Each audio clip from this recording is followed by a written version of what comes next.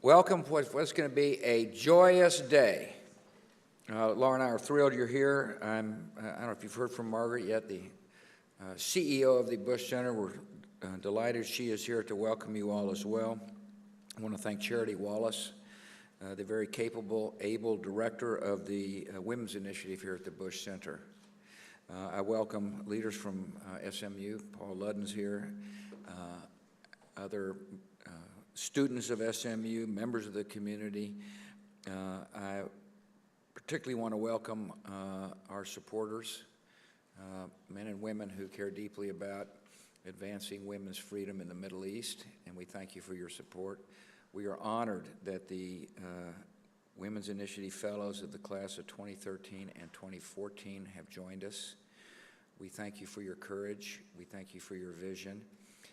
I want you to know you have a partner, along with mentors, some of whom are here, to help facilitate peace. Here's what I believe, that freedom is universal. Deep in everybody's soul is the desire to be free. I also know that free societies yield peace. I'm also aware that free societies take time to develop. Old habits are hard to discard, and there has to be a patient application of leadership and the development of civil society.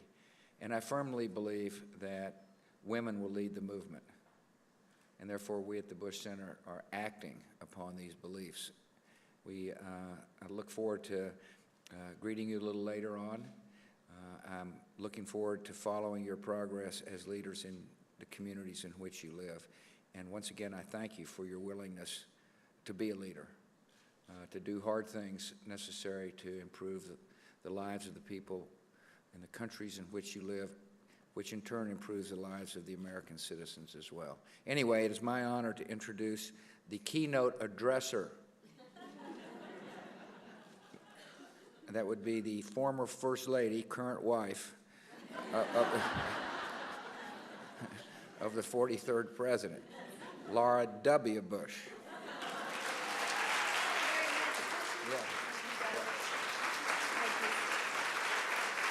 Thank you all. Thanks, everybody. Thank you. Thank you very much, George. And welcome everyone here to the Bush Center. I'm happy that you're here today to join us as we celebrate International Women's Day. Thank you to Paul Ludden and Linda. Thank you all for joining us. Paul is the provost at SMU.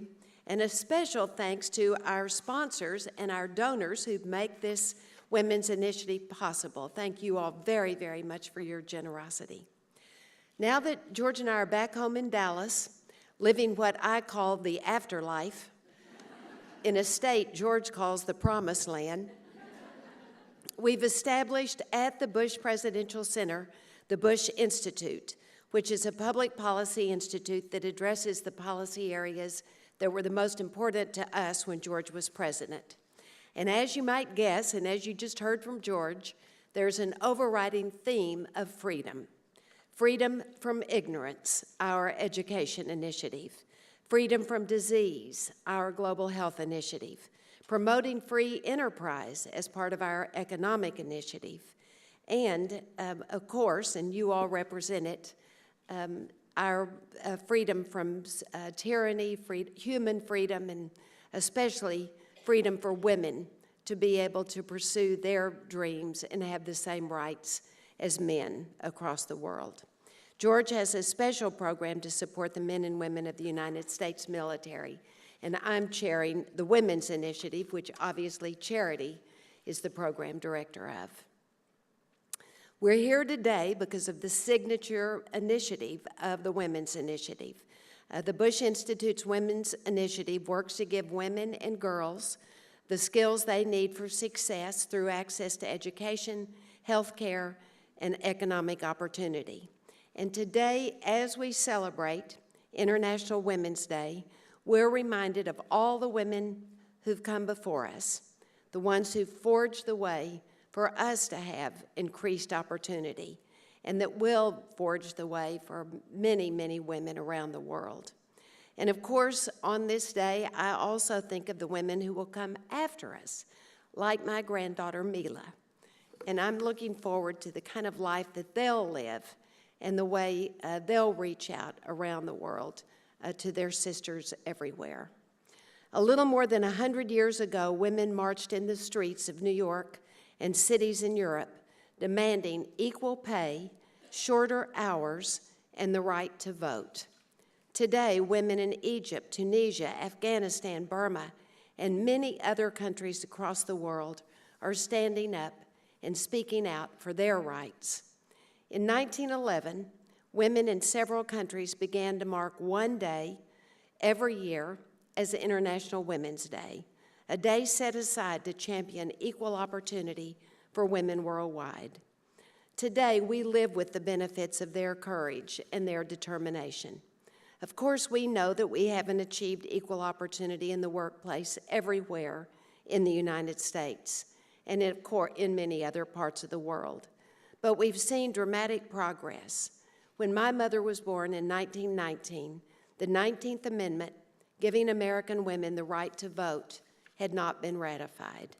Today, women in nearly every country have the right to vote. Women play an increasingly important role in the global economy. And from education to healthcare to human freedom, women's roles have been transformed during the last century. We know that when women are educated, their families are healthier and they're often more in school. When women join in their nation's economic and political life, their communities and their countries become more stable and prosperous. The Bush Institute's 3 programs to advance opportunities for women worldwide are the First Ladies Initiative, the Afghan Women's Project, and the program we're highlighting today, the Women's Initiative Fellowship. Our First Ladies Initiative engages and supports the works of First Ladies in many countries from around the world. In July, the Bush Institute, in partnership with ExxonMobil, hosted an African First Ladies Summit in Tanzania.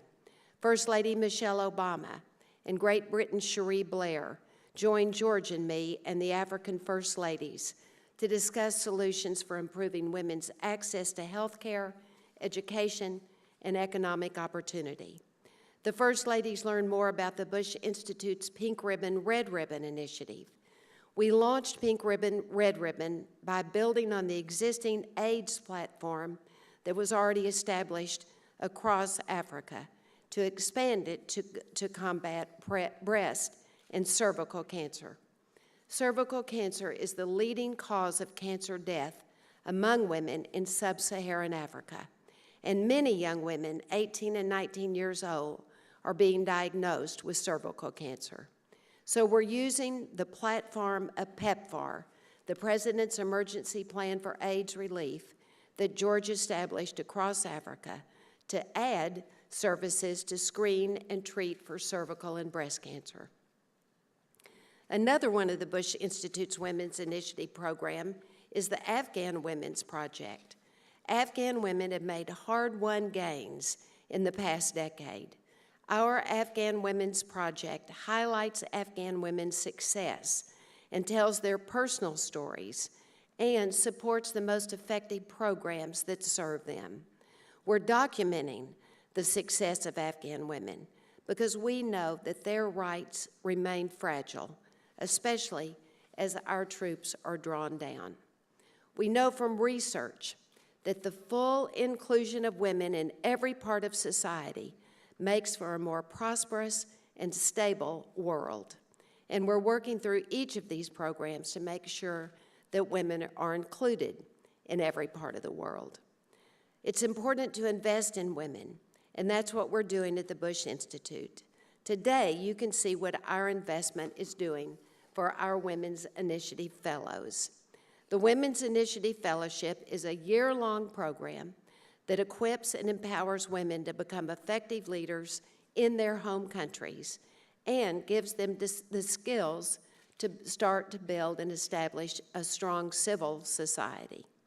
We began in Egypt, and we've had 2 classes of Egyptian fellows, And today we're happy to welcome our first class, third class of fellows, but our first group of women from Tunisia. Our fellows include journalists, lawyers, teachers, political activists, and health professionals. The fellows spend 5 weeks in the United States studying leadership skills here at SMU, and then they travel to visit our country's most important civil institutions. Some of the visits include visits here in Dallas to the Genesis Women's Shelter, the Dallas Women's Foundation, and Mary Kay.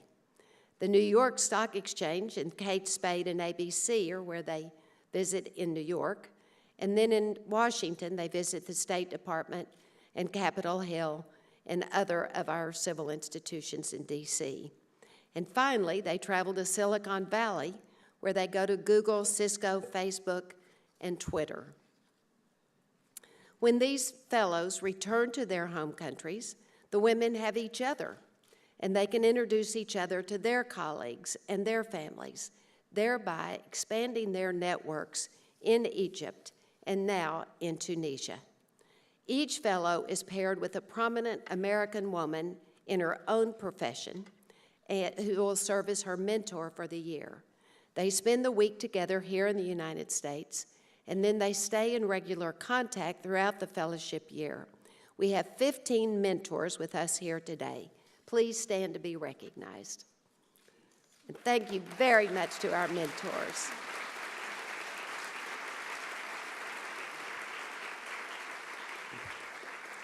Research shows that a woman's network is one of the best indicators of her success, and the Women's Initiative Fellowship builds on this research. With us today are 14 of the 19 Egyptian women from our 2013 class of fellows. In a minute, you'll get to hear directly from this group of remarkable women. A year ago, only a few of the 19 fellows knew each other. Today, they're a band of sisters, bonded in their experience, and they've become integral to each other's success. They've worked together to advance individual projects and to build new initiatives. They've expanded their businesses. They provided health service to marginalized communities. They've trained women to run for political office. They've written books. They've cascaded their skills to others and developed more women leaders in Egypt. They've rallied runners to the streets in Cairo in an effort to change their culture and bring exercise right to the streets. And they've invested in the next generation by mentoring youth. Can we ask our Egyptian women fellows who are here with us to stand as well? Congratulations, and thank you all.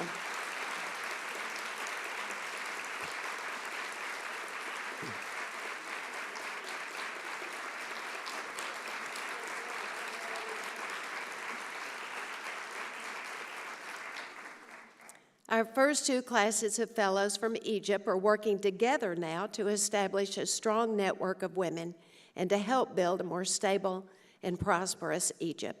And with our American mentors and everyone here at the Bush Center, you've expanded our whole network, and we're part of it. And thank you all for that. Now I'm happy to introduce our newest Women's Initiative Fellows, 17 Tunisian women who are just beginning their fellowship week. These women will develop a new network of women leaders in Tunisia, and they'll join the network that the Egyptian fellows have already established. As the network grows, so does its power and influence. So can we have our Tunisian women stand now, please? Here's our new class.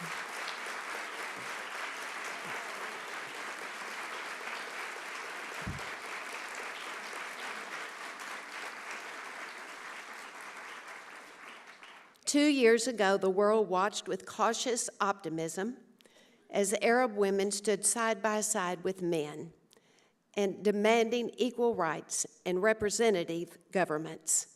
Egypt and Tunisia are working to build the civil institutions necessary to advance their democracies, and the work these fellows represent is essential to the future of their countries.